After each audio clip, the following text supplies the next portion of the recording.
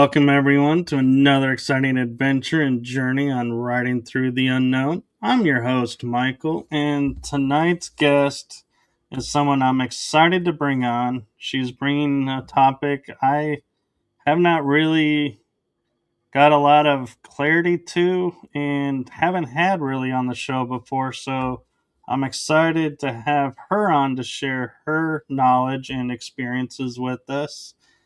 And so I have to admit, too, we've been having a lot of fun talking backstage, getting ready for this. So I can definitely say you all are in for a huge treat with this guest.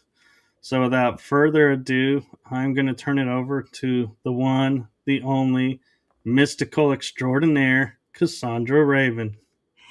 Thank you so much for having me. It's so cool to be here. And what an amazing intro that was. How exciting.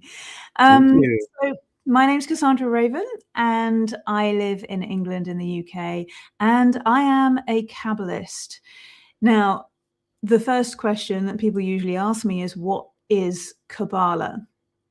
And I studied Kabbalah for 25 years. It's more of a mysticism sort of journey, a self-development journey than anything else. It's not a religion. In fact, anybody can study it, anybody can use Kabbalah, and it's just an incredible topic. And everything is included in Kabbalah. So we've got tarot, we've got astrology, we've got numerology, we've got sacred geometry, we've got all kinds of different topics, all kind of crammed into one umbrella term, which is Kabbalah. So it's a super exciting topic to talk about. I teach Kabbalah, and also I use Kabbalah with my clients in my coaching as well. So it's something that you can come to me and learn, and it's something that you can come to me as a client, and I will use it as a tool to help you. That is really cool. And I, self-taught myself a lot of metaphysics, which is the term I use, saying I'm metaphysical. But from the way you described it, it sounds like I'm actually a Kabbalist and just never knew it. Yeah, it's surprising when people say, "Oh, well, I'm into these topics. I'm into this same stuff." And this is where it gets super exciting, because when I start to tell people about the tree of life, which is the image or the map that we use that's central to the Kabbalistic teachings, the tree of life is like a map of yourself, your own energetics, your own physical body, but it's also a map of the universe. So what we're doing is we're traversing spirit planes, and we're visiting places in the spirit planes as we walk the paths on the map. We visit certain temples, we visit certain places, and each place has its own theme or its own world. And in each of those places, we learn something about ourselves, depending on the theme of that world, if you like. So it's kind of like having a map for the spiritual journey, for your own spiritual progress, for your own self-development, but also if you want to manifest something, if you want to experience something, if you want some knowledge or you want communication with certain beings, you know where to go to on that map to be able to commune on that level or with those particular beings that are connected to a particular subject to gain knowledge in those different topics. So Kabbalah encompasses everything. So it's really hard to explain in one sentence.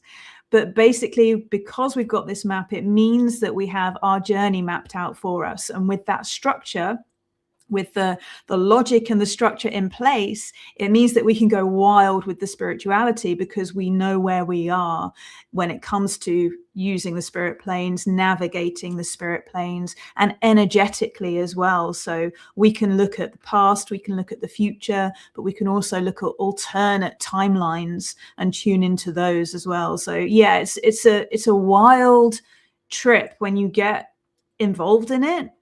But so many people come to me and say, I'm so confused. Where do I start? How do I begin? What's the simplest way to start? Because every book goes really deep, really quick, and it gets very complex very fast. So I like to keep things simple for people, and I like to pace people through it so that they can follow the system really easily. And within that, you get so much freedom in your own spiritual experiences, but it's all done in a safe way. I agree, and I'm probably about to just contradict myself with my next question for you, because to me, I feel like I'm about to dive right into the deep end. And that is, I know from experiences, I've given my mom, when she was around, the Tree of Life necklace, or have a shirt with the Tree of Life on it. And then I went to Egypt, and at first my mind was like, yeah, Egypt is all about the Tree of Life. It's even in the Obscurian. And then I realized, no, that's the flower of life is in Egypt. And so, is there a big difference in energy and symbolism of the flower of life from the tree of life, or are they? I'm so excited that you're asking this. So this is the tree of life. I don't know if you can see this. So we have this diagram with 10 circles on it and 22 paths. So that's the tree of life that I'm referring to. So rather than a tree that looks like an oak tree, or, you know, a sort of earthly tree, when I talk about the tree of life, it's that diagram. But contained within this diagram, we have 10 circles. And the circle at the very top represents the purest spiritual energy that you can possibly imagine. Some people call it God, some people call it universal energy. Doesn't matter what you call it, it's just the purest form of energy you can imagine. And then right at the bottom, we've got Earth, our planet Earth, and the physical world that we occupy. And the journey that that energy goes through from the very top of the tree of life all the way down to us at the bottom that's how things manifest. That's how physical manifestation happens. So from the essence of energy all the way through that process, going through those 10 circles, it's refined, it's given form, it's given the energy that it has, and then manifests here in the physical. And within that tree of life diagram, those 10 circles on there, those are worlds that we can go into, but each one is infinitely deep. So when it comes to symbology, when it comes to other cultures, when it comes to any kind of symbolic knowledge, whether it's Eastern symbology or Western symbology or anything else, inside this tree of life is contained all the symbology. So this is why we say it's a philosophy, it's not a religion. But most belief systems actually fit onto the tree. So it doesn't matter if you're looking at Egyptian, it doesn't matter if you're looking at Hebrew, it doesn't matter if you're looking at Christianity, you know, all of it will fit onto the tree in one way or another because it's a philosophy. So when it comes to any kind of symbology, yes, the tree of life gives us sort of compartments that we can place things into. So we can say this part of the tree is to do with the thoughts and how we think and how we communicate and logic. Another part of the tree is about our emotions and how we receive, how we're artistic, how we express ourselves. Another part of the tree is to do with the ego. And when we rise above the ego, we get further up the tree. When we move into the soul realms, there are certain topics that we look at there. And then we move into the spiritual, really high up on the tree, where we're looking at things like masculine energy, feminine energy, and everything in between. So, you know, we get these opposites, but we get all the energy between those opposites as well. So when we divide the tree top to bottom, you get really abstract energy right at the top. and physical energy, that things you can feel and touch and experience with your five senses, right at the bottom. And then in between, we get the spirit worlds, we get the subconscious, we get the ego, we get the thoughts, the feelings.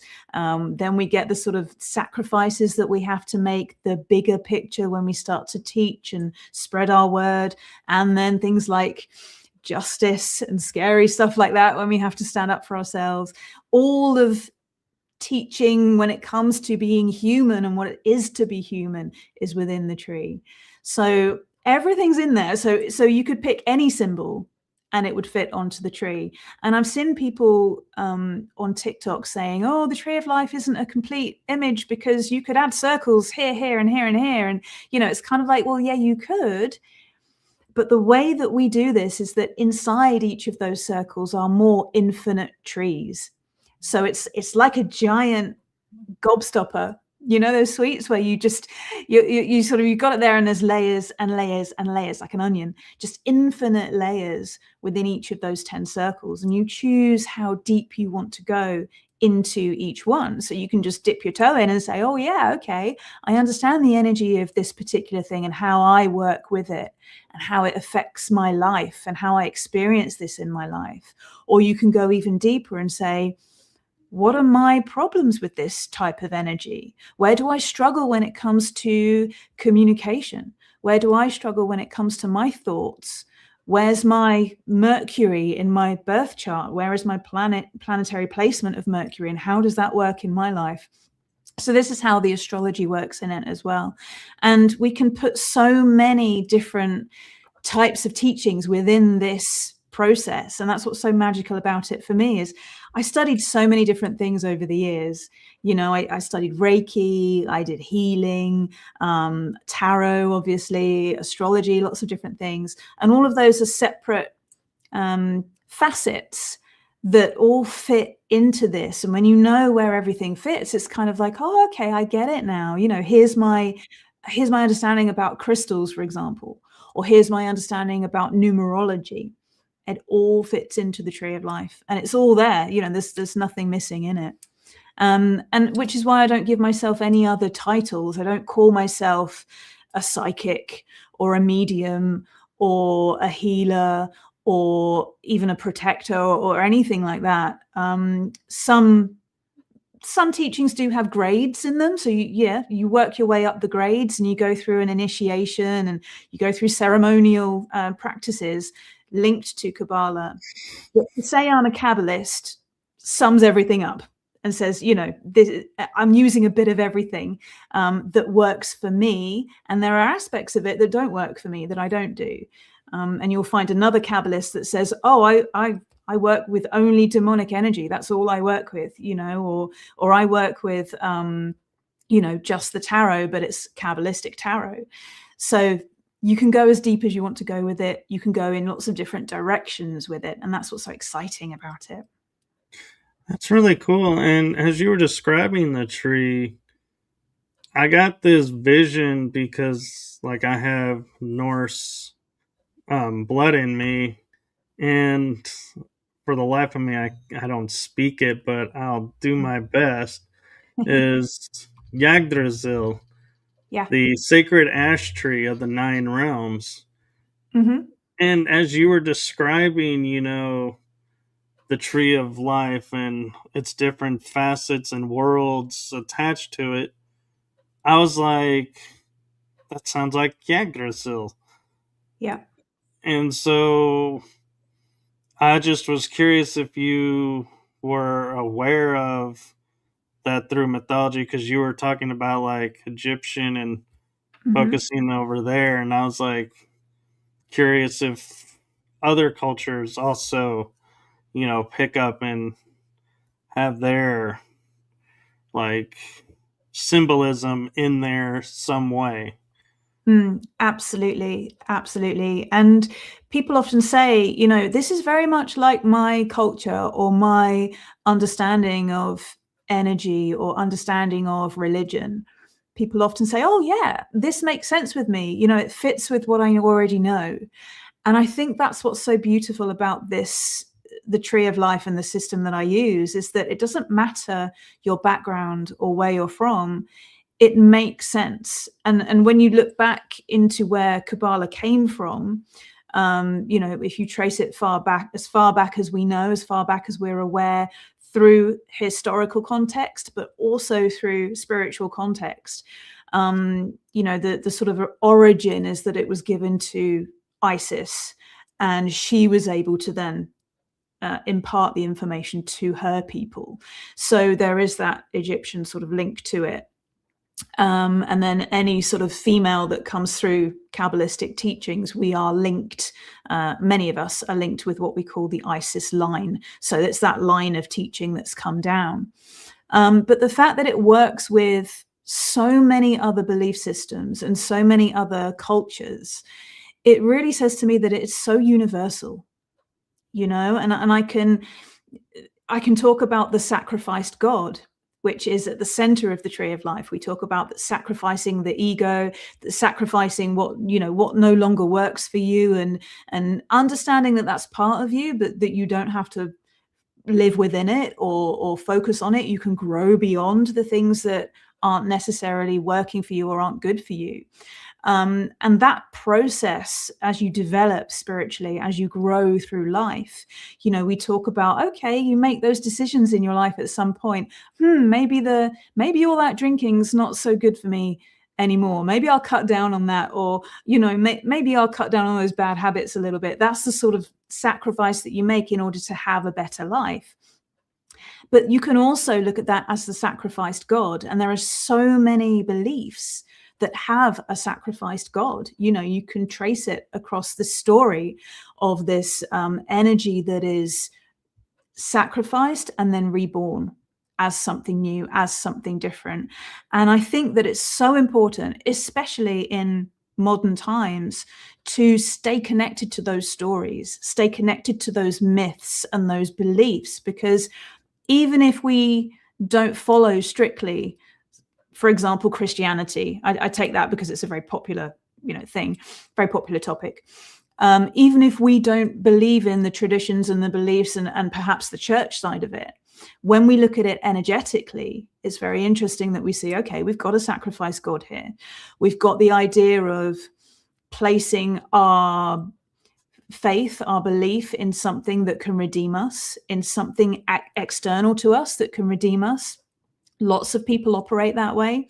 Lots of people look to a god or a goddess or another being in some way. But again, you don't have to follow this. All you need to really understand is energy, and knowing that there's something bigger than us. There's something external to us that is also part of us. And then knowing that we can work with those energies, whether they are gods, goddesses, no matter what sort of historical context you've got or spiritual belief that you have, it's really all very similar. The stories are very similar, and we're taught these things so that we can progress through our lives, so that we can hear these things and say, how do I fit into that?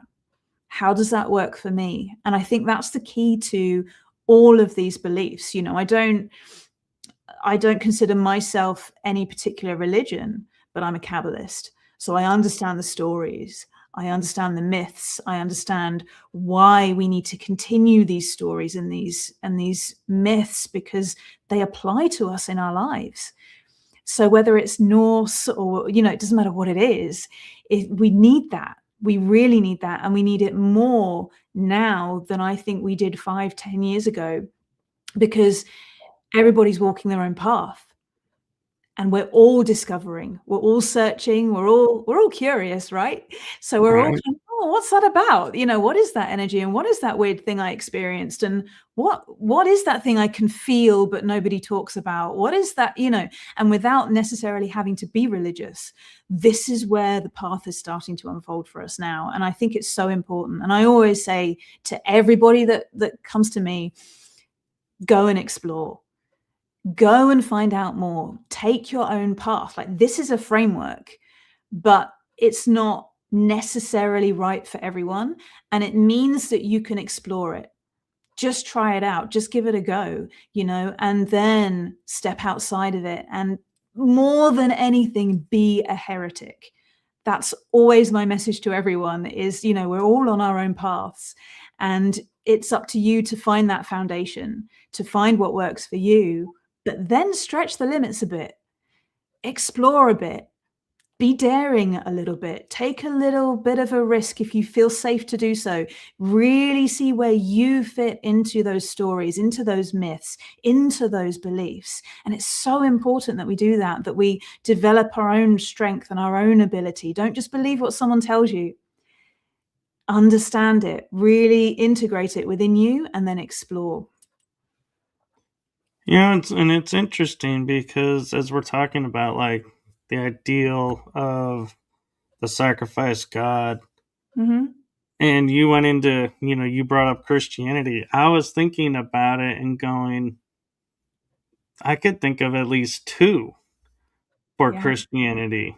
And it's just surprising. And it's the fact, too, that, I also wonder, is it because a lot of these faiths are really all coming from one singular source? They just took what they needed to fit their narrative and created their religion, and other religions took what they needed and created their version.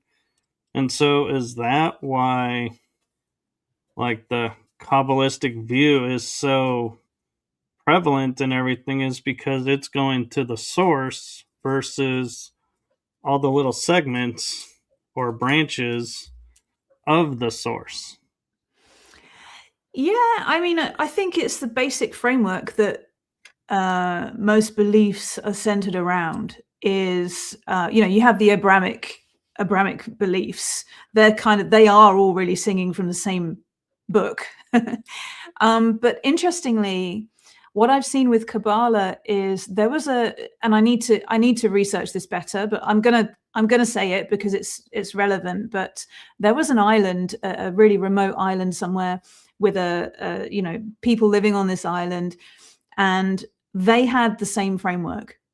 It was given to them somehow, and yet this was an untouched society, an untouched tribe, and they had the same system. They spoke about these worlds that they would, and you get it a lot in journeying and shamanic practices, things like that as well. And it's where people are very aware that the physical world isn't the whole story. And I think that when you get in touch with that side of yourself and that side of life that is not entirely physical, when we look at the tree of life, only the bottom one is physical. Everything above that is beyond the physical realm. So there's so much there to explore and experience. And people say to me, well, what about aliens? And what about, the star people? And, what about these different people who say that they're from different planets and, all of this? And it's kind of like, well, yes, we study all of that within this. These are truths that are within there. And there's really not much that's not possible, if you see what I mean. I've heard crazy theories and insane things that people have said, and I've thought, it's really brave of people to say the things that they're saying, but I can map it on the tree. So it makes sense to me what they're saying. And I might not have experienced what they've experienced or seen what they've seen or spoken to the energy that they've communed with or seen where they're from or where they claim to be from. However, I can map it on the tree so I can understand it. So I can say, okay, that belongs there. And that's part of that understanding. And energetically, that's where it fits. So who am I to question what somebody else is saying? And I think that's a big part of it as well, to always be flexible. Because if I was to say, this is my way and it's the only right way, and I know the truth and it's the only truth, then that will be extremely close-minded. And I just couldn't possibly be like that. So I, like you, I love to hear other people's experiences, and the weirder the better, the more wonderful the better, especially when it comes from someone who clearly, truly believes in what they've experienced, and what they are experiencing within their life. It's fascinating. So this is a framework, Kabbalah as a framework, because everything fits into it. Everything in the universe fits into it, compartmentalized and put in its energetic place. It means that anything that anyone says, I can say, oh yeah, that's there on the tree.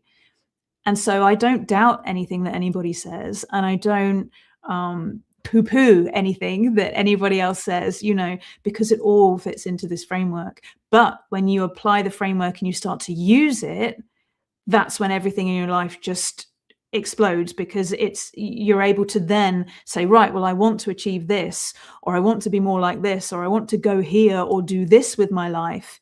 Then you map that onto the tree and you've got the map to get there immediately. So it works in so many different ways. But you're right, it's so interesting to see other people say, oh, that makes sense with what I already know.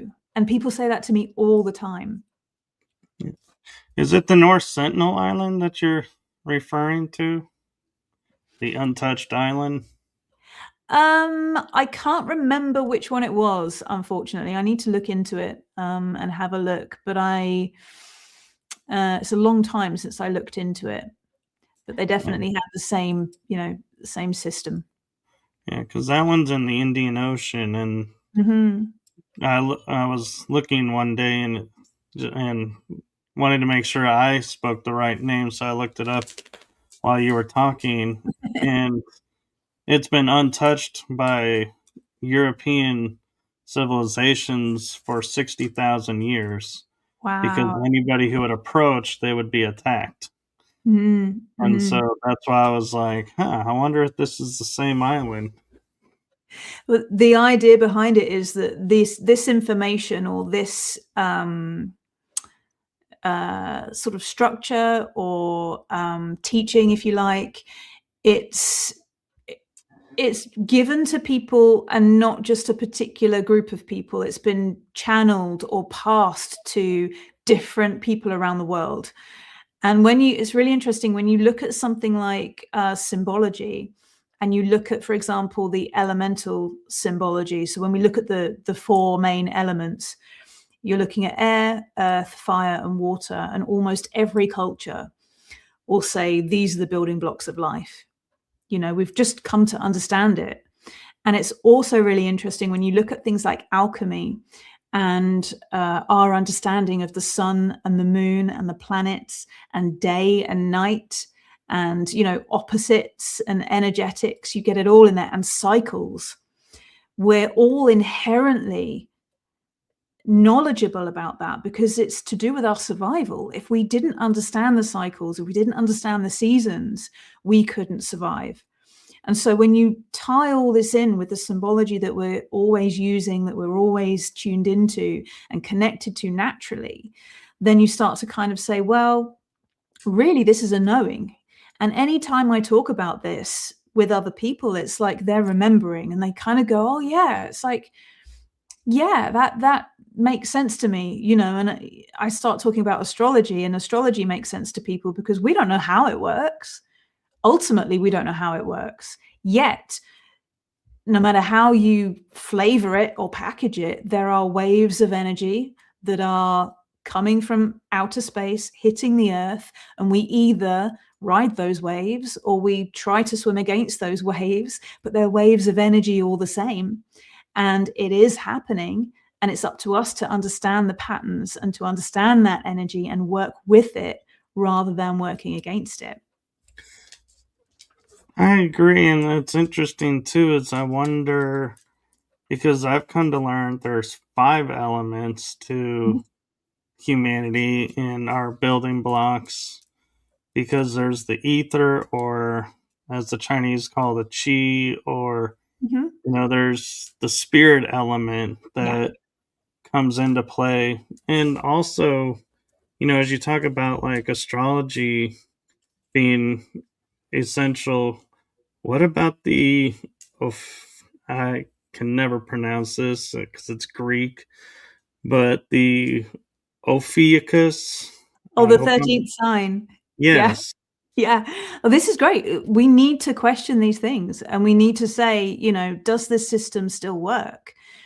Now, the fact that we use 12 signs and 12 houses works really well. And you can argue until you're blue in the face with people who use a different house system and a different, there's so many different astrological systems that you can use.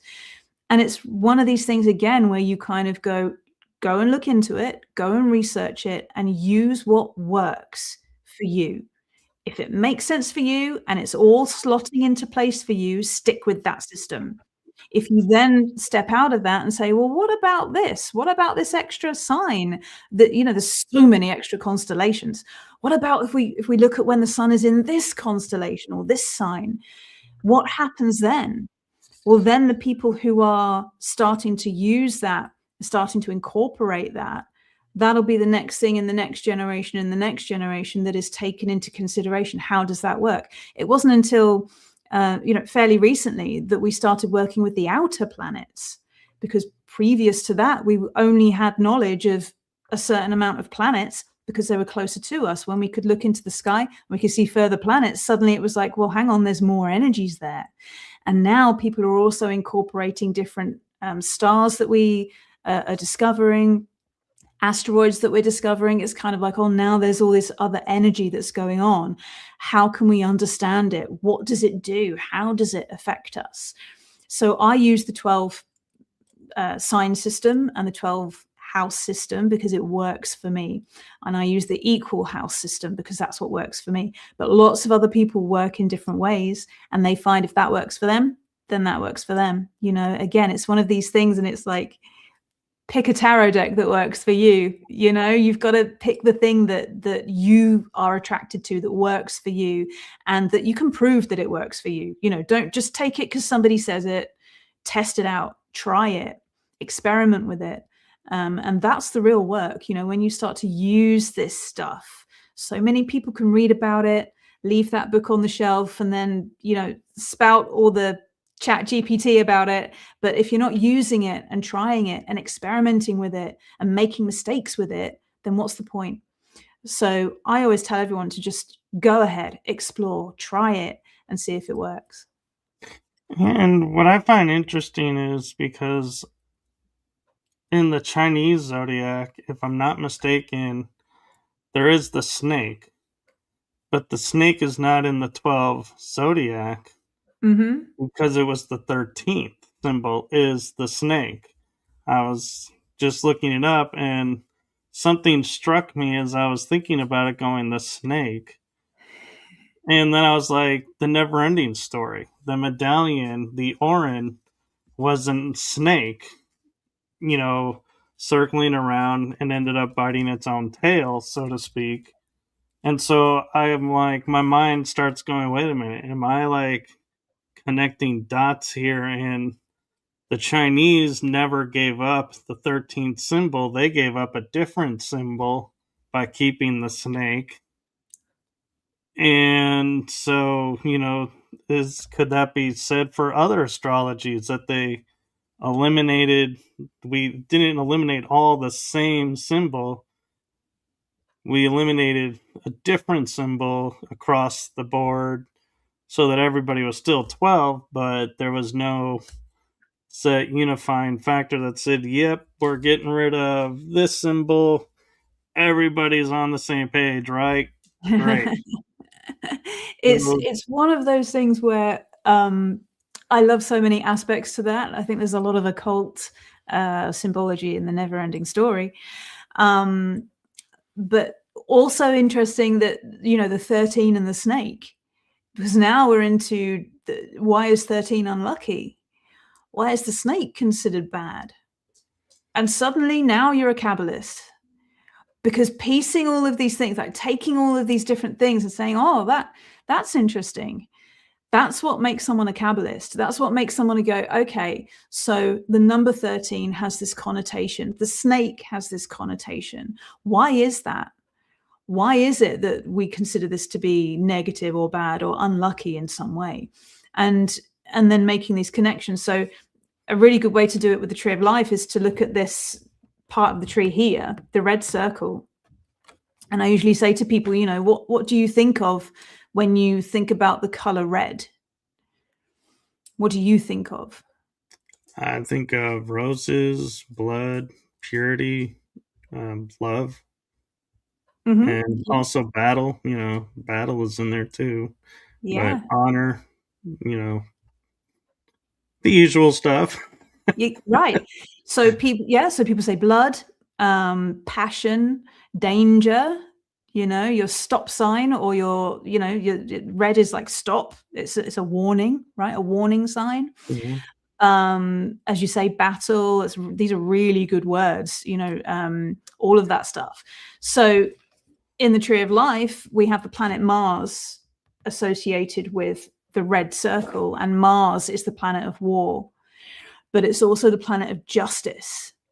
So when it comes to that part of the tree and experiencing that part of the tree, you're looking at all of those things within your life and within yourself, everything connected to the color red and that Mars symbol. It's all categorized in that one world that we can visit. Now, for me, in my personal astrological birth chart, my Mars is really badly placed. It's one of the worst planet placements in my chart. So when I got to that part of the tree, when I was being initiated into those parts, that part of the tree was so difficult for me, because Mars energy is very difficult for me to deal with. I'm very anti-war. I'm anti-conflict. I don't like war. I don't like conflict. I don't even like passion that much. You know, I'm very sort of, you know, I'm passionate about some things, but I wouldn't call myself a quick to anger person, or, you know, extremely passionate about lots of things. And when we look at all of the symbology that goes into that one circle, and you start to piece everything together, and you say, okay, so we've got all these things. How do I experience that in my life? How does that all show up in my life? And then what happened for me to work through that energy at the time that I was deep into that study and initiating into that energy, I found myself in a situation where I was physically attacked by someone, and I was faced with a choice. I could stand up for myself. I could take this to court. I could go the whole way, or I could just be a victim and let this thing affect me. And so I chose to fight. I realized that this was my moment to use that Mars energy in my life to make sure that I was going through the justice system, to make sure that I was standing up for myself, that I was healing myself, and that I was activating that Mars energy for myself. And so I ended up in this 4.5-year court battle to make sure that this person was, justice was served. And I ended up, of course, everything was fine in the end. But through that process, I had so much healing to do around my Mars energy, and, you know, everything that fit into it, all of the sort of masculine energy that I had never really wanted to face or sort of integrate into my life, that I found so difficult for me. That was my time to change all of that energy and to go through that. So things aren't always that extreme when you're working with the tree of life, but that's a really good example of understanding the energetics of it, and understanding when you're given the opportunity to make a choice to transmute that energy for yourself, to make something different of it. None of the other circles that I visited were anywhere near as stressful or difficult or, sort of as life-changing really as that one particular one was. Usually people sort of breeze through and they say, oh yeah, I understand this about me. And yeah, I get that. And yeah, I understand it. Something little might crop up to test you or to give you an opportunity to transmute the energy, and then you move on, you move through it. That one had me for 4.5 years, and that was a real humdinger. But I knew that I had to get through it in order to be able to teach it, to be able to help other people to go through in that level of depth as well. So that's an example of part of the tree and the sort of things that we experience and face as we go through the journey of the tree of life. So for me, it's been a 25-year journey so far, and you're always somewhere on the tree. So I was initiated through all 10 of the Sephiroth and then all 22 of the paths back down. So I worked my way up and then worked my way down. And then you find that wherever you are in life, whatever topic you're dealing with, whatever situation you're dealing with, whatever's coming up is somewhere on the tree. So you can always say, okay, this thing is happening in my life now. I'm going to take myself to that particular part of the tree. I'm going to visualize myself in that temple, talking to those energies, communing with those forces that exist there. And they give you the help, the advice. You build up relationships with them. And it's a living thing. So you're always somewhere on the tree. Yeah, and I find it interesting, as we're talking about, like you were struggling with Mars energies. And one of the facets that I think about that when I deal with Mars energy myself, being of the justice, is watching that I don't cross the line of justice to revenge to vendetta to, because it's so easy to go off course because you're doing what everybody is saying you need to do. And so I feel like, that's something that a lot of people, will sit there and, they'll be like, I can't let this go because justice needs to be done. But there's a difference of when justice is done versus when earthly justice may be done. And so I think that's an aspect that a lot of people struggle with because you don't know when really to kind of step away and be like, earthly justice may not be done, but universal justice is. So I'm good with that. Or, oh man, I stopped just shy of getting the justice that I needed or the energetic justice. And now I got to do it all over again because I walked away too soon. And so I think that's where a lot of people struggle is knowing how do you know when you hit true justice versus crossing that line and losing justice. So what we look at that part of the tree as well is judgment. So how you judge others and how you judge yourself. And everything that we look at on the tree is from the perspective of how you perceive that in the world around you, how you send that energy out, and also how you send that energy into yourself, how you judge yourself. And we judge each other all the time. You see it all the time. Oh, look what they're wearing, or look what this celebrity has done, or look what this decision this leader took. We're constantly judging, and we never have all the information. We never really know. We make judgments without being in receipt of all the facts. We can't possibly know all of the information. And so what we need to do is to say, okay, how would I judge myself? How would I judge myself if I was behaving like that? Or would I want somebody else to judge me in this same way? Or would I want somebody else to cut a bit of slack and be a bit more empathic and be maybe a bit more understanding? And so when a real injustice has happened to us, and we know that that was an injustice, and we can pinpoint it and say that person did something wrong, that's what they did wrong, it's evidenced, we know it.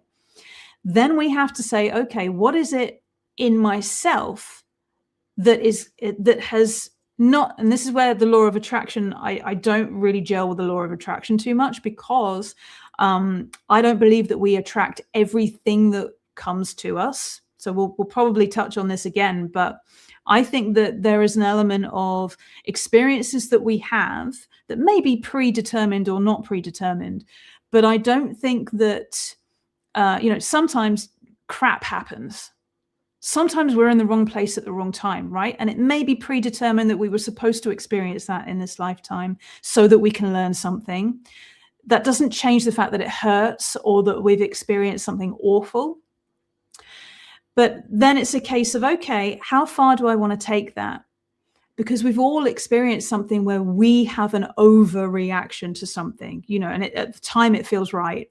So a child is hurt, for example, or an animal is hurt. This gets people really like, oh, I could kill that person for doing that thing. It's really like, oh, that's the Mars in us. But then it's like, okay, we need to balance this with a bit more understanding, a little bit of the bigger picture. We've got to take a step back, because if we don't take a step back and increase our view and extend our horizon, then we're going to end up in prison, because we're going to take that justice, we're going to take that action, and then it comes back on us negatively. So everything in balance on the tree. We've got our justice and our judgment on this side. On this side, we've got mercy. And it's all about that balance, getting that balance between the justice and the mercy. Where do I forgive someone? Where do I forgive someone but keep my boundaries? Where do I forgive myself but keep my boundaries? It's always that balance. You don't want to be too forgiving and you don't want to be too judgmental of things. So yeah, there's always this energetic balance that we're following, and it's different for every person. So there's no blanket rule for anything that we study in Kabbalah. There are actually no wrong answers. So people that I've taken through have very different visions and aspects to me. My clients have very different views, sometimes politically different views, sometimes morally different views. And yet I'm able to still navigate things with them, even though they're different to me, because I get them to a point where I say, do you really, in your deepest part of yourself, do you really believe that? Do you really feel that? When you go really deep, do you really want to have justice on that person? Do you really want to do that yourself? Or do you want to be more logical? Do you want to get a lawyer in? Do you want to be more, think about it a bit more, take your time? Or do you want to just go ham and, go and hurt that person? Right. And that's where I feel like the, system of justice we have being formed by the Code of Hammurabi, and everybody talks about how this is like the best code system that's ever been, and it's basically boils down to eye for an eye. Mm-hmm. But there's a fallacy in it, because like you're saying, if somebody murdered my family member, and in my rage I go and murder someone in their family line, it's going to keep going back and forth. There's never any justice, because it's a never-ending cycle of eye for an eye for an eye for an eye for an eye. Yeah. And I think that's what people never saw is, yeah, it sounds good saying, yeah, if you steal something, something's going to be stolen from you, just, the scales are balanced. But they're really never balanced, because somebody is always feeling like, oh, you did this to us, even though we did it to you.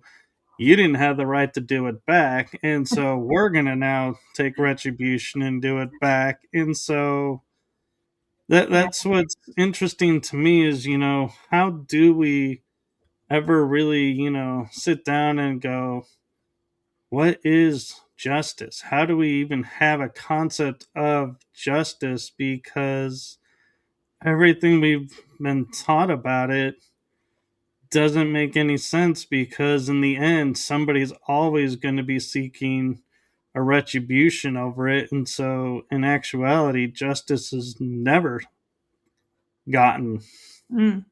Very true. And, this is why wars go on for centuries. because neither side then wants to back down, because, you know, they did this to me and the other party is saying they did this to me, you know, and it just goes on and on. So yeah, I absolutely agree with you with that. At some point, you know, at some point there has to be empathy. There has to be a level of, we need to come to an agreement. Obviously, each case is different, you know, and there are situations where it's very clear cut. What we have is a societal understanding of right and wrong. And we have that understanding of right and wrong baked into our laws, which is why we have, you know, something that's against the law and something that's within the law. And of course, those things vary from culture to culture.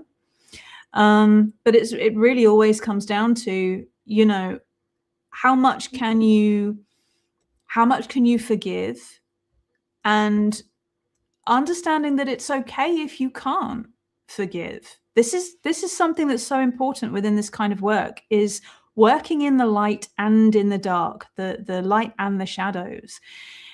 Because oftentimes people say to me, you know, I feel like a bad person because, and they'll say, you know, it'll be something like, I can't forgive someone, or I have all this anger in me or rage inside me.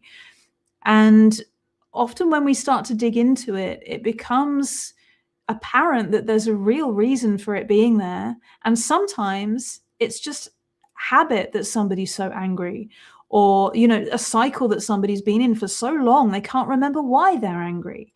And then I say to them, why do you feel like this? Why do you feel so full of rage? And they can't answer me. It's not a particular injustice or a particular event that's happened. It's just become the way that they are because something happened at some point and it became their personality.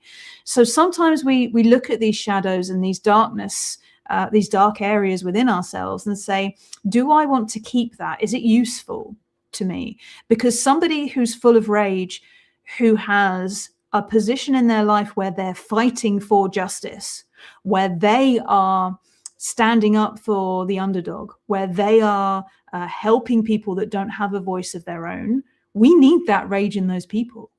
They can't be placid and easygoing and you know, whatever. We can't have that in those warriors. We need those warriors. So this is why it's important to understand ourselves.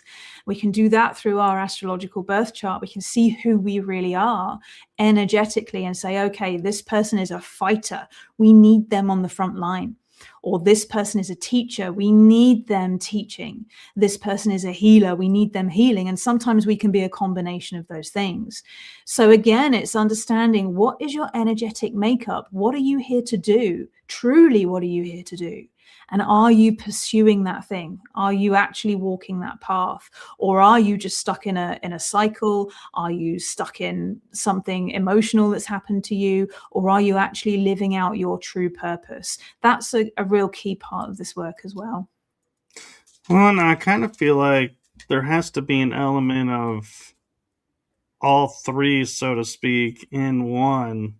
Because if you just let the warrior loose, you know, he could wipe out civilization and feel like, hey, I did my mission.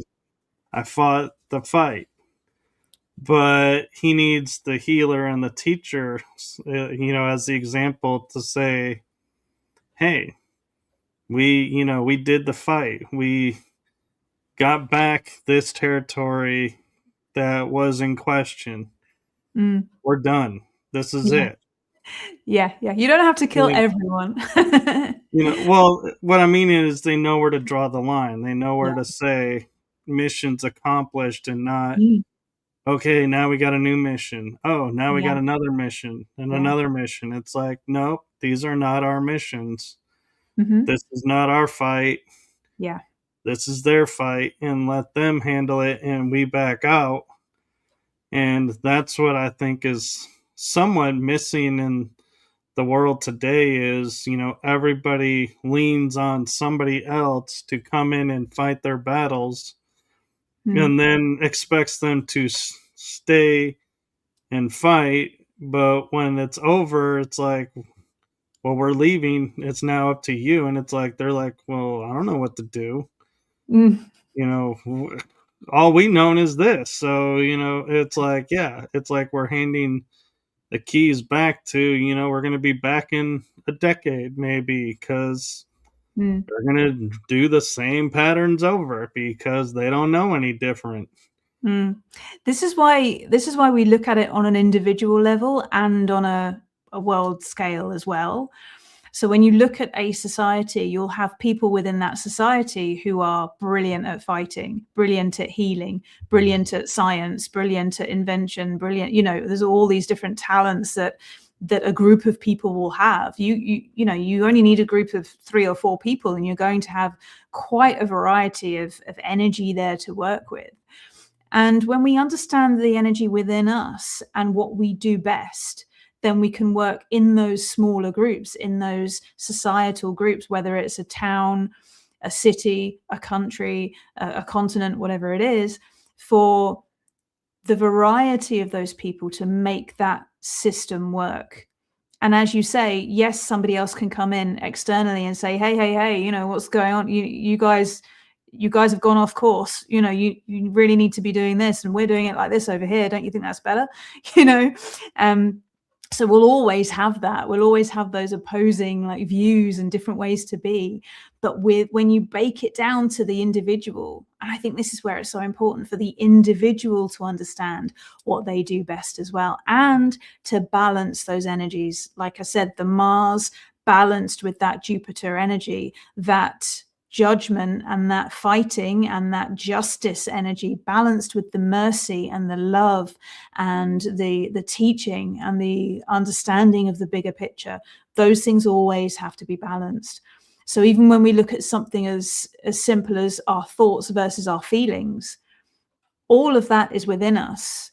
And yet we need to balance the thoughts and the feelings. We need the feelings to be working with the thoughts and the thoughts to be supporting the feelings. Everything has to be in balance. If the two are opposed, then you just end up a mess. You don't have anything under control and everything's going out of control. Everything in your life is going out of control.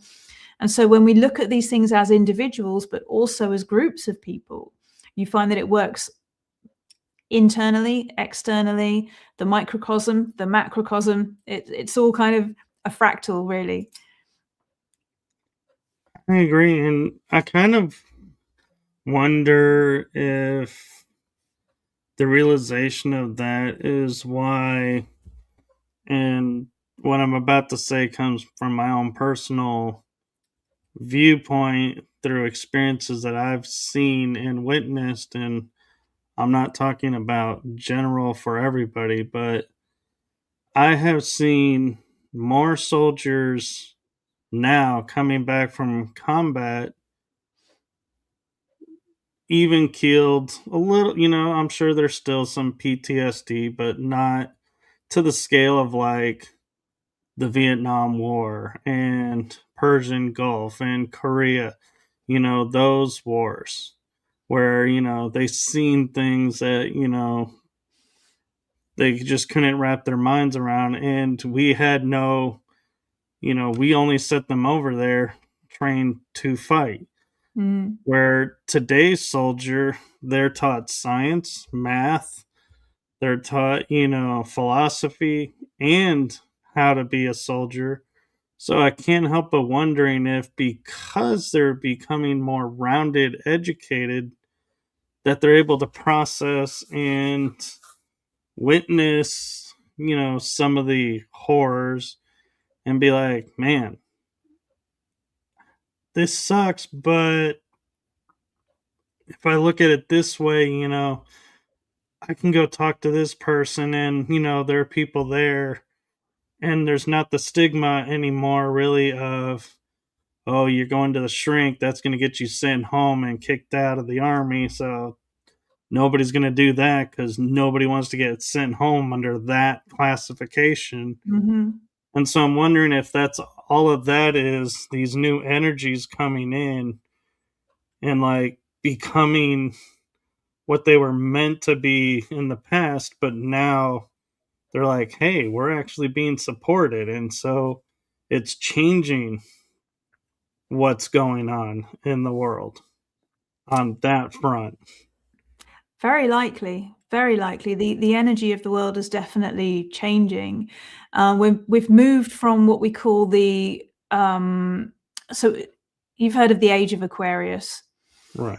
So we go through different ages in the world, and we've moved from an age where it was kind of like the Christ age. So we had the Christ age where we were told that we could put our karmic debt onto something, like somebody would take our karmic debt for us and transmute that energy for us. That was the past age.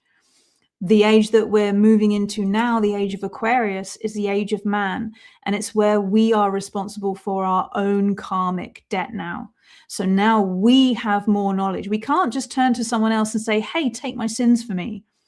You know, it's not acceptable anymore. We know too much. We're too responsible. We know so much now. It's ridiculous what we know about the world and what's happening everywhere else. It's not just a family unit and our immediate village anymore.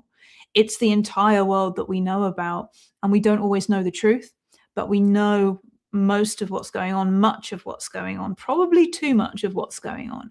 But it means that we no longer have the excuse to say, oh, but Christ will take my sins for me, so therefore I'm let off. I'm off the hook. Now it's, what do we do responsibly? What are we doing to look after our planet? What are we doing to look after ourselves? How do we develop ourselves to better people? How can we be the best people that we can be? How can we be the best family member? How can we be the best governor or teacher, or, you know, whoever you are in your local environment, whatever job you have? How can you be the best influencer? How can you be the best person who's bringing other people together? And then it goes bigger and bigger and bigger, because we're no longer just in that small environment that we were previously. Now we're global. And we have to understand the bigger picture better, and we have to take responsibility more for the health of the planet, for the health of ourselves, you know, and understand that we are just all human beings living on this rock, floating in space, you know, and we've got to move away from these old ways of being, because that's just not going to cut it anymore. There's no excuses anymore. And so I think that's the energy that's moving in. I think it's more conscious energy where we are saying, how can I be better? What can we do better?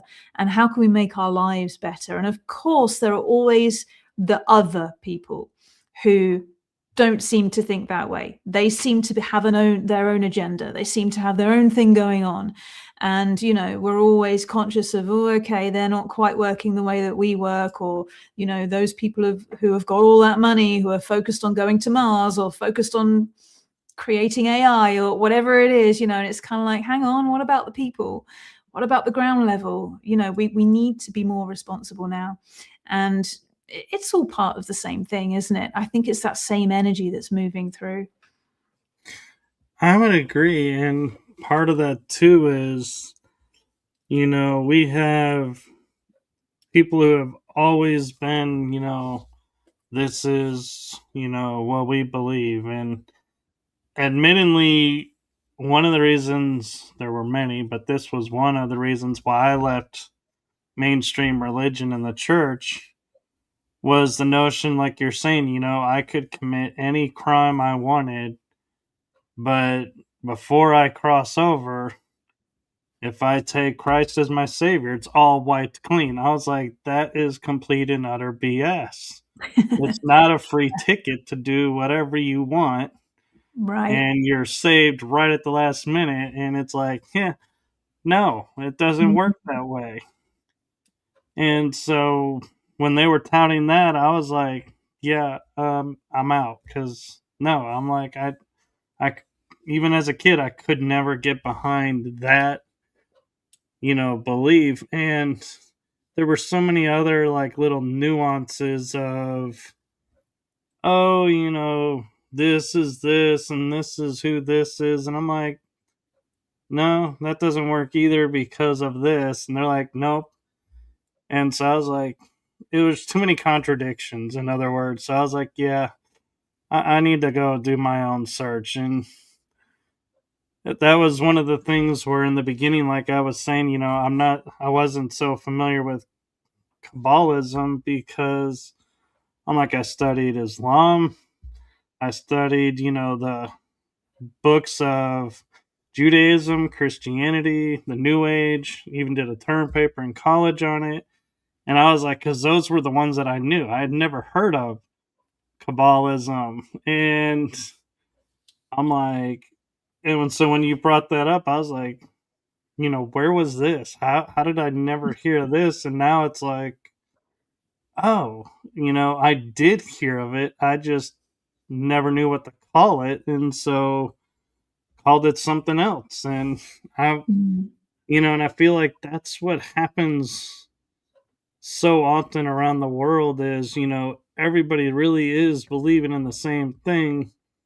But because we get hung up in labels and names, that it's like, no, we can't get along because I'm fighting for this God. And they're like, well, I'm fighting for this God. And then you get the Kabbalist comes in and goes, you guys realize you're fighting for the same person. So you both are like either screwed or winning. So take your pick. And it's like, oh, it's like Mm. nobody wants to admit to that. Oh, we do Mm. believe the same thing in the It's, same person. yeah, it's very much that. So there are different ways to spell Kabbalah. So I use the spelling with a Q. And the spelling with the Q is the Kabbalah that is okay with the astrology and the tarot. And it's an important difference between that and Kabbalah spelled with a K, which comes from the Jewish mysticism. So the Kabbalah spelled with a K won't be connecting with the Christ force energy, for example. Okay, so there are differences there. They tend not to use tarot as heavily as we do with the Q spelling. So it's important to make that differentiation. So when you look up Kabbalah, if you're coming across Kabbalah spelled with a K, that is the Jewish mysticism specifically. If it's spelled with a Q, that's the one that I'm doing, that is the sort of umbrella term of it. We both use the tree of life and connect with the tree of life as the main structure with what we're working with. But I think that having that structure, having that path to follow, having that sequence that you go through, it's not like, I mean, that you can go through grades and, sort of get those titles, but I don't think those are important. I think the important thing is the self-development through it, understanding the bigger picture, connecting spiritually.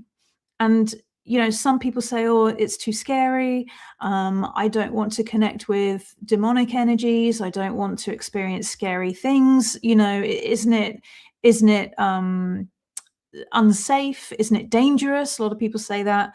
Well, if you're not doing it in the way that it's laid out, in the order that it's laid out, then it can be dangerous because you're not always mentally prepared and spiritually prepared for certain experiences. So if I had started Kabbalah and I went straight into that Mars experience where I was, in this kind of situation where I had to deal with my Mars energy, if I hadn't have done years of work leading up to that, I would have really struggled with that. It could have broken me. So it's kind of like a mental thing. You grow in mental strength, you grow in spiritual strength as you work your way through the system, that it's laid out in a certain way. It's in a certain order so that it's like going to the gym. You're building your muscles as you go. You experience it slowly, gradually, bit by bit, step by step. You don't throw yourself into an extreme experience. You don't kind of go, oh yeah, let's go play with some demons today. It's really dangerous to do that kind of thing. What you want to do is build up to communing with energies and then decide. You can decide in Kabbalah what you want to experience. You can say, I want to connect with this angelic force, which is really just an egregore. It's really just a concept. It's an archetype. So I'm connecting with this energy that's an archetypal energy that deals with a certain topic. And I'm going to get my information. I'm going to get the knowledge. I'm going to get the help that I need, the real deep, impactful knowledge that energy is going to give me. And you can do it in a way where you can access your shadow side or stay in the light side. And people call that the demonic or the angelic side of the tree, the two sides of the coin, those two different energies. And you can work with either of those. It depends what you want to work with. It depends what suits you best. So you don't have to do anything, but you do want to approach it in a certain order and a certain process so that you don't break yourself mentally or spiritually as you go. So it's important, I think, to say that, because one of the main questions that comes up is it dangerous? Because people have got this view of it being working with demonic energies and this sort of thing. You don't have to do that if you don't want to do it, though. Yeah, and it's interesting because I have, kind of led an esoteric life and never knew that again was the term for it.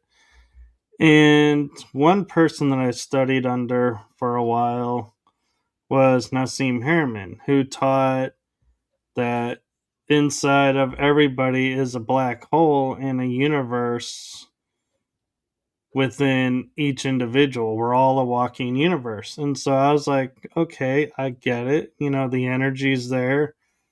Okay. And then William Henry, I followed him for like 20 years and was friends with him. And he taught, oh, the Ark of the Covenant is this energy device. And lo and behold, it matches up with the chakras. It's inside of us. Mm-hmm.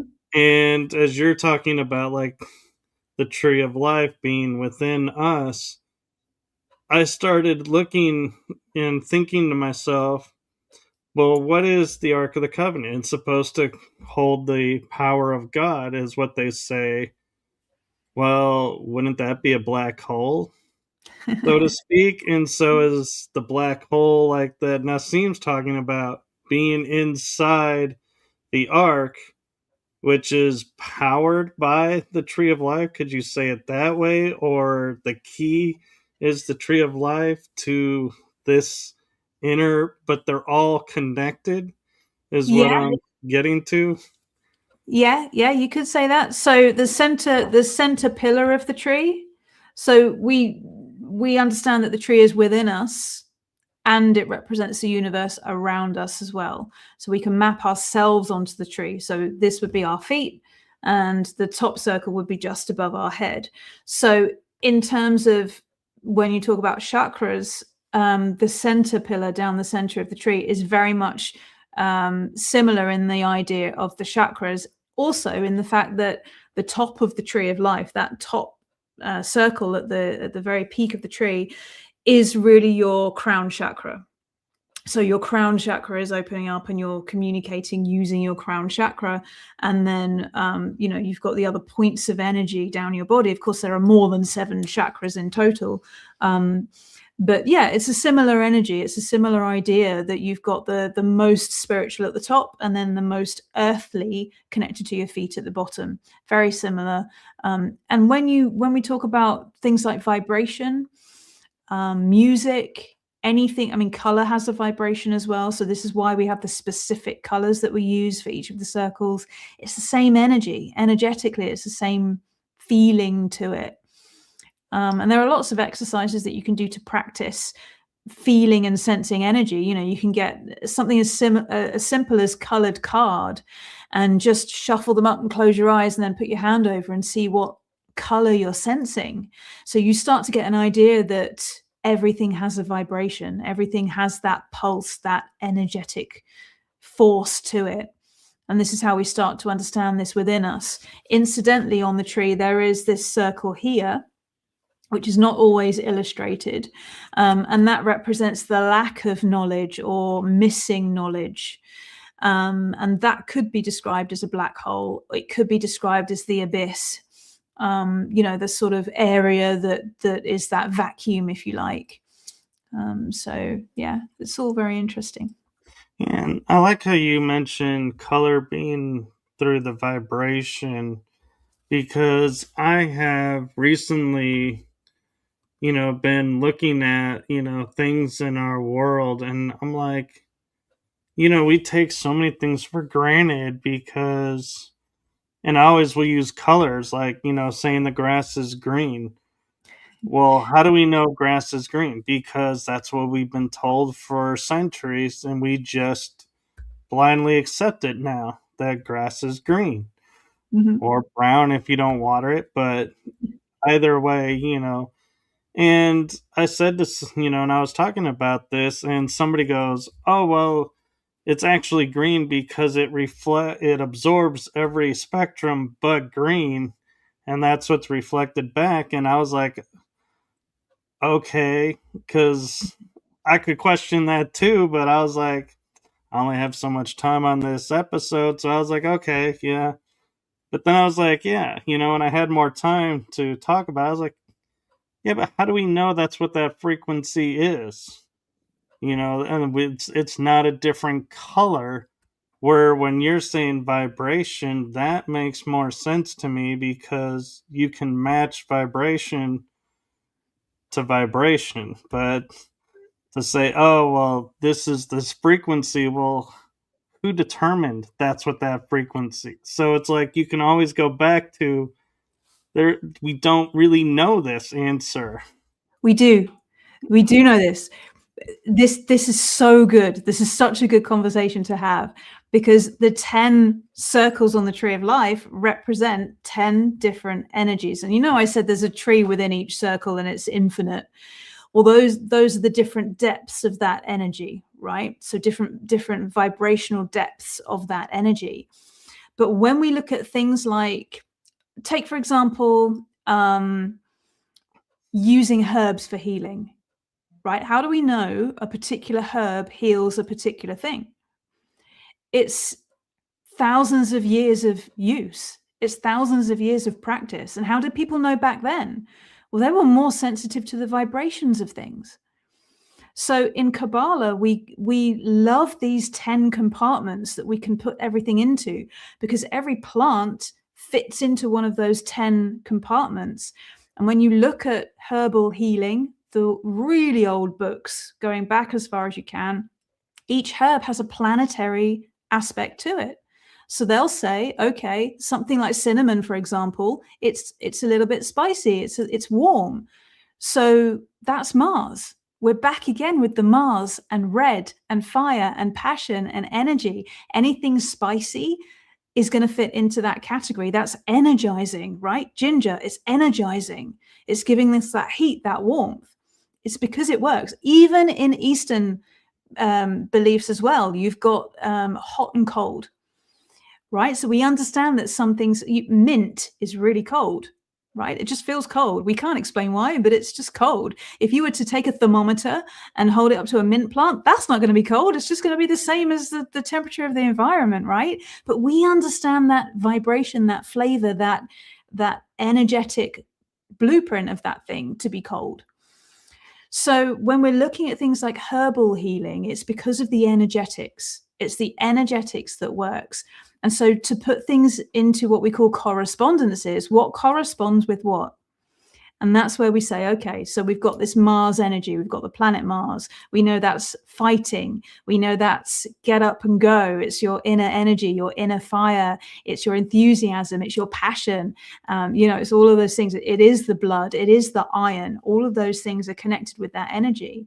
And then when we look at anything red, that's also categorized in that same space. Energetics. It's all the energetic vibration of what we're looking at. When you start to look at the world energetically, and at least these 10 categories and how everything fits into those 10, you can start to say, oh, that person has that particular energy predominantly, or that situation is that particular energy, or that object has that particular energy. And suddenly everything becomes clear. And when it comes to symbology, it's part of that whole idea of symbology where suddenly you understand so much better. And navigating life becomes much easier because you've pieced things together.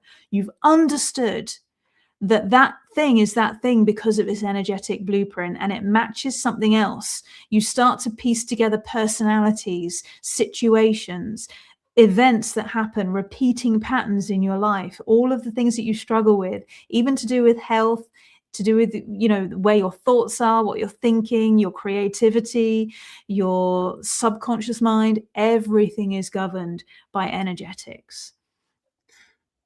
So I started wondering, because some people are allergic to cinnamon, some people are allergic to like spicy food, Mhm. or their body doesn't handle that spicy food so well.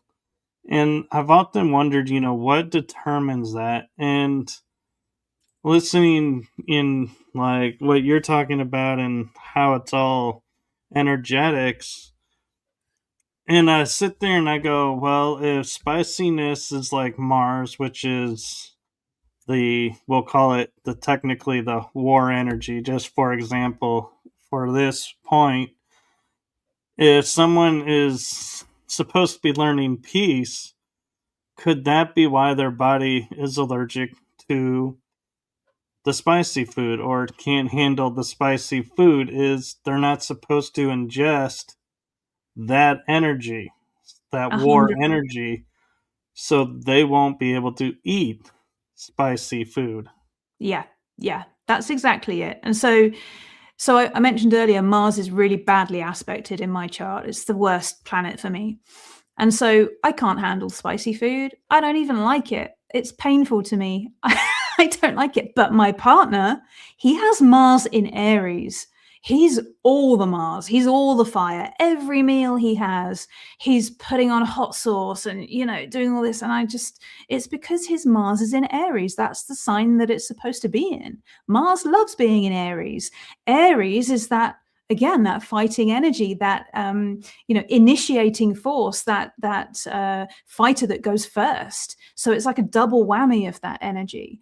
And so he loves all the spicy food. He loves all the fiery things, all of that kind of stuff. And, that's where we differ.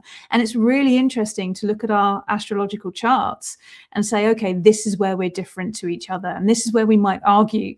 This is where we might come up against each other and say, oh, I'm this, but I'm this, and you can also, of course, see where you're compatible as well. But yeah, absolutely. That's the sort of thing that I look at somebody's chart and I can say 100% what food they like to eat. You can tell the experiences they like to have, whether they're an adventurous person, whether they like to stay at home. It's all baked in there. Yeah, and the reason I was looking at that is because like there are certain spicy foods that I just cannot eat. Period. It's like I can't even handle the juice. Like if it was on the food, it's like no. I need a whole new dish. It's not as simple just remove because it's the juice as well. But there are some days though where, like, I'll be honest, I'll go to like Golden Chick. I don't know if you guys, I don't think you guys have Golden Chick, but you can get chicken tenders there, and they make them just flavorful as they are, or they put this dusting on that puts like burn your lips kind of heat to it, and you can get them half and half or all spicy, all original. And so I noticed there are days where it's like I'll hear myself and I'm like, why? And I'll say, hey, can I get half and half? And I'm okay with the heat, but I'll notice I'll eat the half that's spicy that day and not have leftovers, but I'll have the leftovers of the originals. And I wonder if, the body just needed that energy that day for something. And so it's like, hey, we'll get the fuel here. We got it. Now we're good to go. We don't need this anymore, so do not eat this again. Kind of mentality. Yeah, that's really interesting.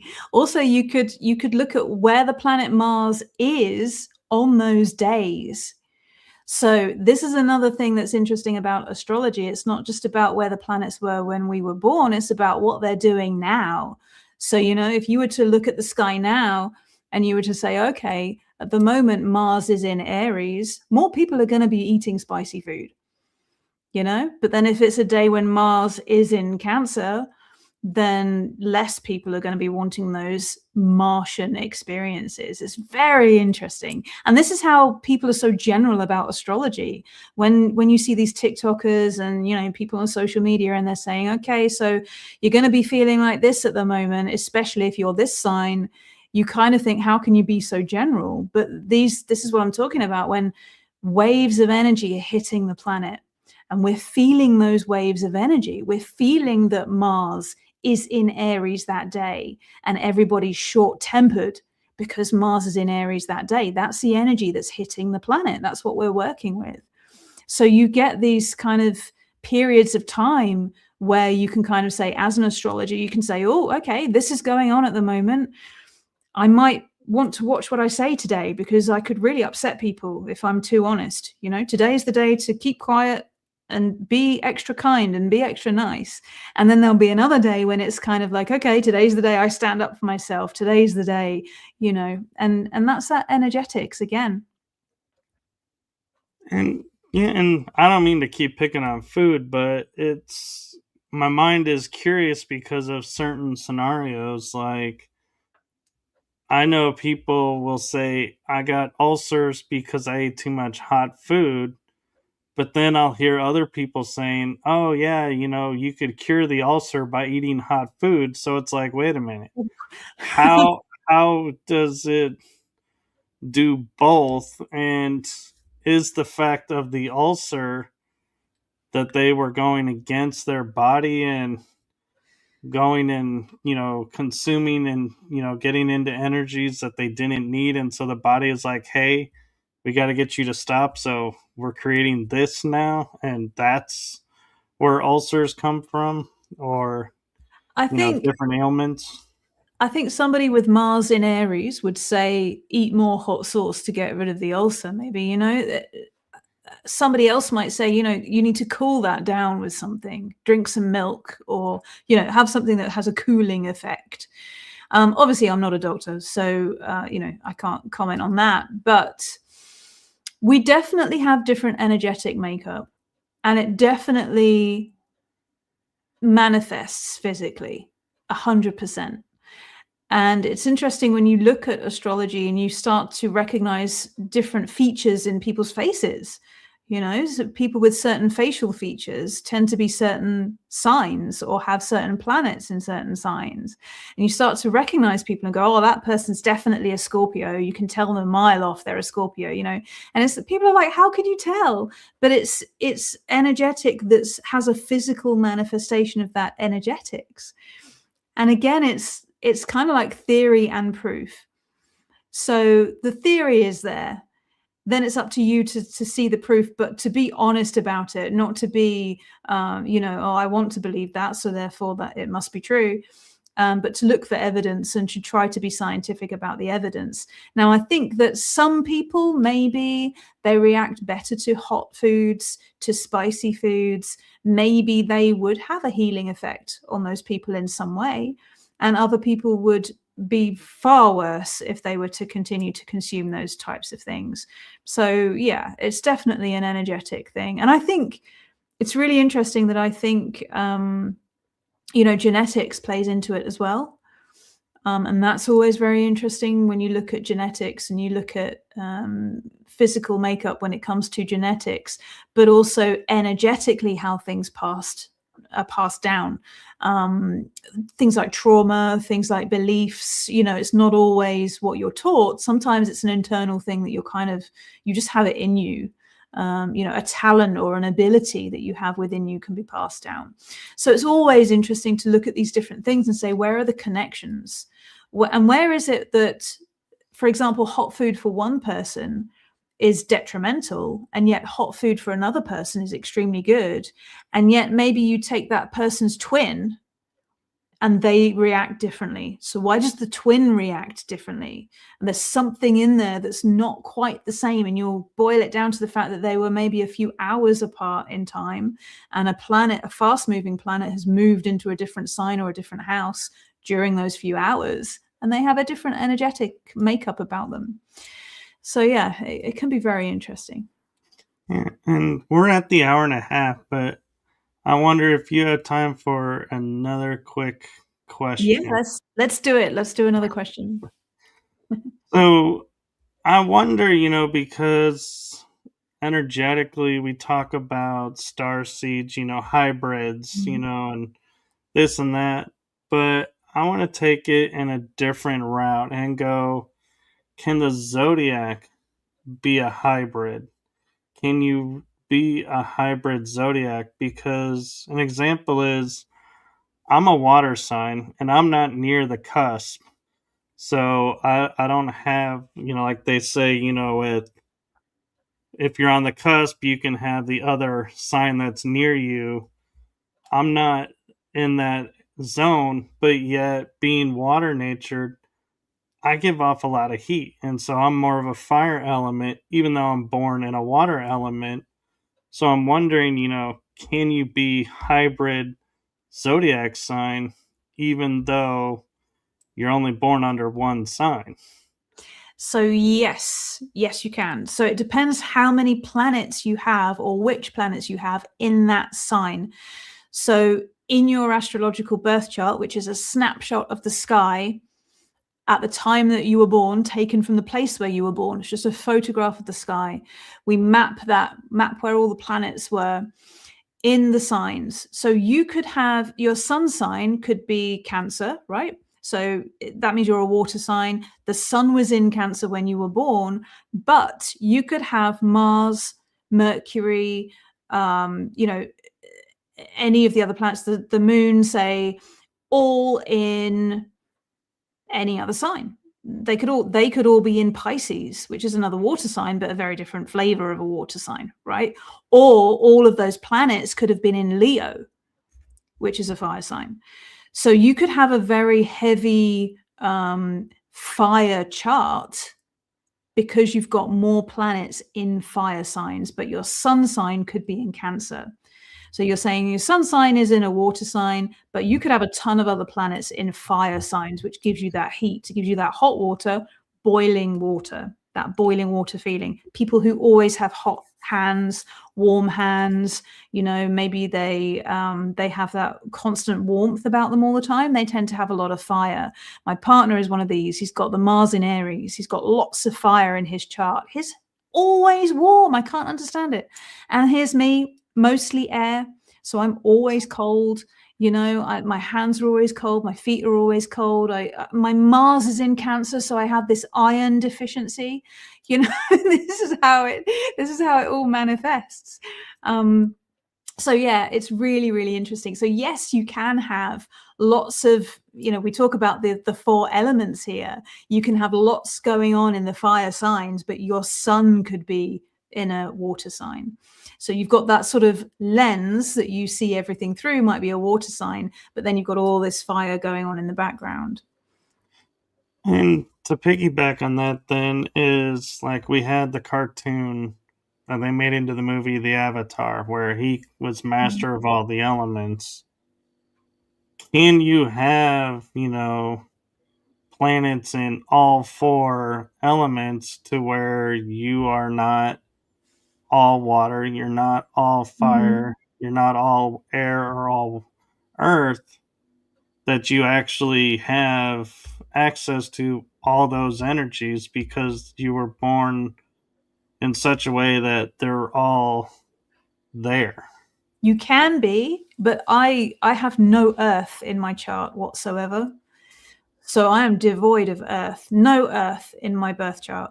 So it's mostly air, little bit of fire, little bit of water, but zero earth.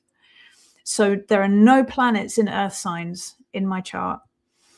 So when you have a chart like that, where you have a complete absence of one of the elements, that shows you where you need to focus in life. It shows you where you need to work a little bit harder. It doesn't mean that you're cursed or doomed to never be able to do anything earthly. It just means you have to work a bit harder at that thing, or it takes a little bit more effort to be able to do those things, or you naturally don't like doing earth type things. So earth is shopping, cooking, anything to do with money, anything to do with the day-to-day boring stuff. I find all of that stuff really difficult and really unpleasant to do. So I make sure I do those things when I get up.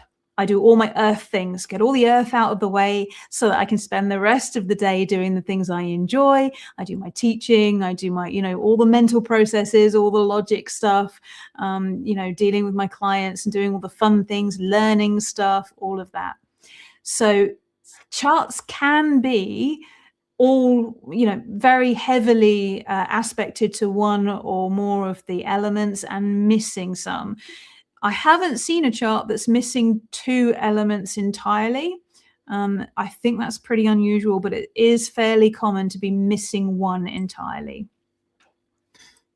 Okay, and so then I also wonder, like you're saying, with Earth missing, I view meditation and grounding as tied to the Earth. That's Earth energy.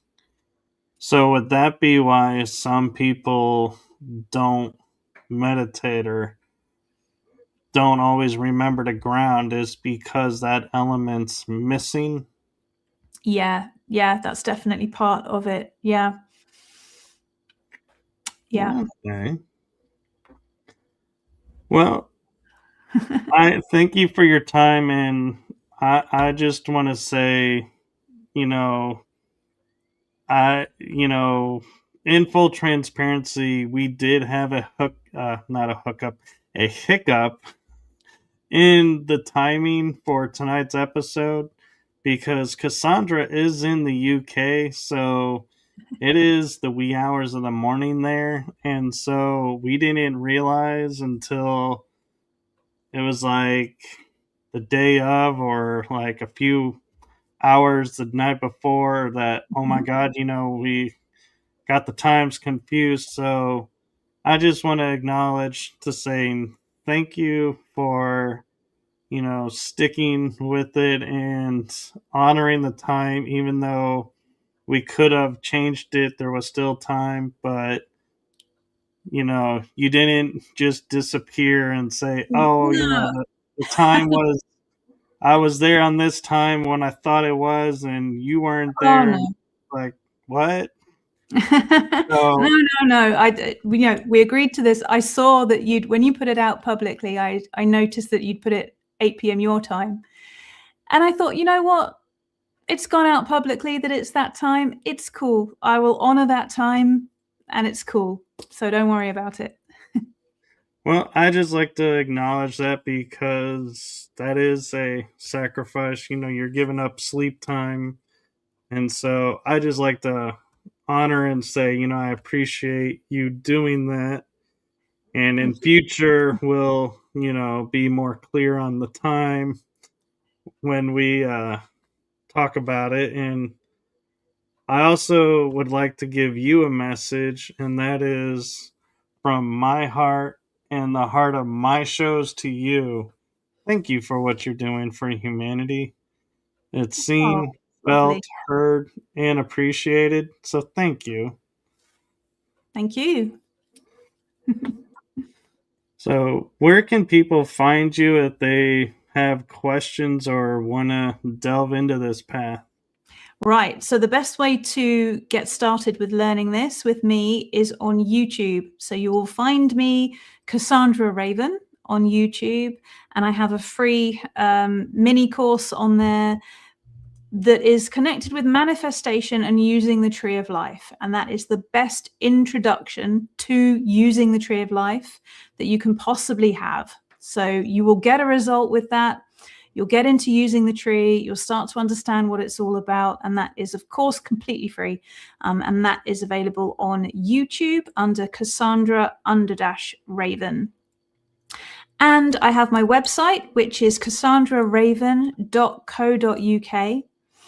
And on there, you'll see all of my other offers and my tarot deck that I'm bringing out soon as well. Okay. I always like to double check while I'm putting it out.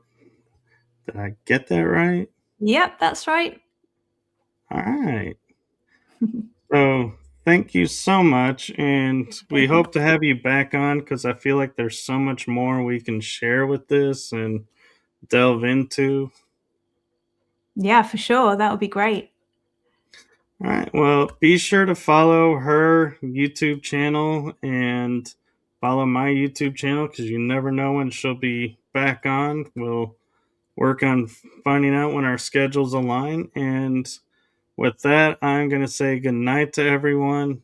Have a wonderful evening. And tomorrow, there's a special 1 hour episode of Riding Through the Unknown where Constance Victoria Briggs is coming on, and we're going to delve into the declassified UFO documents. So that's a special episode, so make sure you tune in for that. And if you have questions, bring them because, yeah, this is a once in a lifetime 1 hour time slot where we are diving into understanding what has been disclosed. And so, thank you again, Cassandra, for sharing your gift and your experiences with us. And I also want to say thank you for trusting me because I know we hadn't met before. And so there is often a trust factor of what is this podcast going to be like? And is this going to be what I think it is? Or are we going somewhere else? And so thank you for trusting me. Thank you very much for having me.